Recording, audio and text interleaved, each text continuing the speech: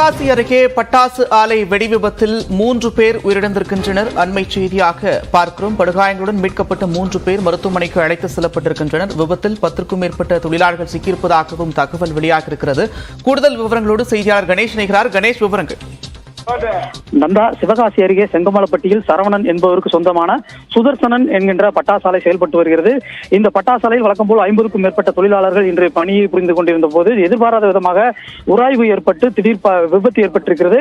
இந்த பட்டாசாலை வெடி விபத்தை பொறுத்தவரை தற்போதைய நிலவரப்படி 3 பேர் சடலமாக மீட்கப்பட்டிருக்கிறார்கள். மேலும் உயிருக்கு ஆபத்தான நிலையில் 3 தொழிலாளர்கள் மீட்கப்பட்டு அவர்கள் சிவகாசி அரசு மருத்துவமனையில் சிகிச்சைக்காக அனுப்பி வைக்கப்பட்டிருக்கிறது. கிட்டத்தட்ட 6க்கும் மேற்பட்ட அறைகள் என்பது தரைமட்டமாக இருக்கிறது. இந்த அறையில் மேலும் சில தொழிலாளர்கள் சிக்கியிருப்பதாக கூறப்படுகிறது. எனவே தற்போது மீட்பு பணி என்பது துரிதமாக மேற்கொள்ளப்பட்டு வருகிறது. மீட்பு பணி நிறைவடைந்த பின்புதான் இன்னும் எத்தனை பேர் உள்ளே சிக்கியிருக்கிறார்கள் என்பது குறித்தான முழுமையான விவரம் தெரிய வரும். தற்போதைய நிலவரப்படி 3 பேர் உயிரிழந்திருக்கிறார்கள். தீயை அணைக்கக்கூடிய பணிகளில் எத்தனை தீயணைப்பு துறையினர் ஈடுபட்டிருக்கிறார்கள்?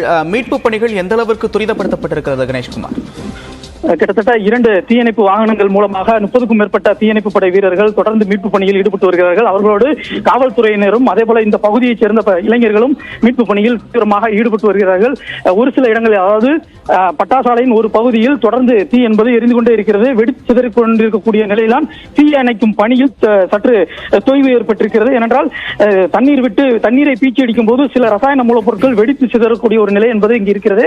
எனவே இங்கு ஒரு அசாதாரண சூழல் என்பது நிலவி இருக்கிறது. அங்கங்கே பட்டாசு வெடித்து சிதறுவதால் மீட்பு பணியில் சற்று தொய்வு ஏற்பட்டிருக்கிறது. இருந்தாலும் கூட தொடர்ந்து தீயணைப்பு துறையினர் தொடர்ந்து மீட்பு பணியில் ஈடுபட்டு வருகிறார்கள். ஏராளமான தொழிலாளர்கள் உள்ளே சிக்கியிருப்பதாகத்தான் இங்கு இருக்கக்கூடிய உடன் பணிபுரிந்த தொழிலாளர்கள் தெரிவித்திருக்கிறார்கள். நந்தா, நன்றி கணேஷ்குமார் விரிவான விவரங்களுக்கு. தொடர்ந்து இந்த நேரத்துக்கான தலைப்புச் செய்திகளை பார்க்கலாம்.